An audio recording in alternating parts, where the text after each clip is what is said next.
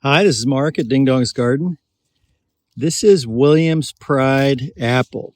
It is considered a very good summertime apple. It's very vigorous. You can see here that the foliage, even in later summer, is still very healthy. There's no signs of disease. And it's mid-August here up in the San Juan Islands, and it is early to have a good apple at this point because we've got a very mild summers, so things take a while to ripen. And I'm going to harvest these today if they're ready. So let's go ahead and take a bite and see if we're good to go here.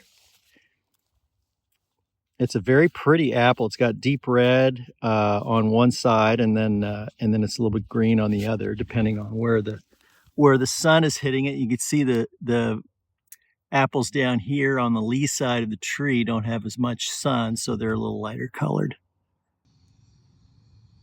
But let's go ahead and take a bite.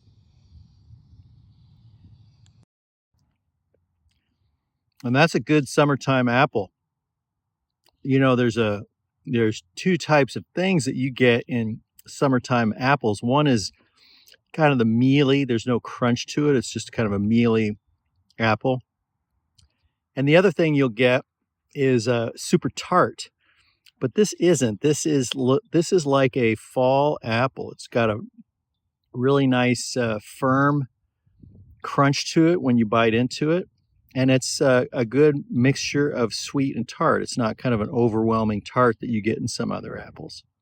This is Williams Pride apple. It's one of our first apples of the season. And we're going to go ahead and harvest them all, and all the few that we have here, and take them to the market. And we're planting more. I grafted a few more of these so that we'll go ahead and have more to harvest next summer, because it's great to have a good summertime apple.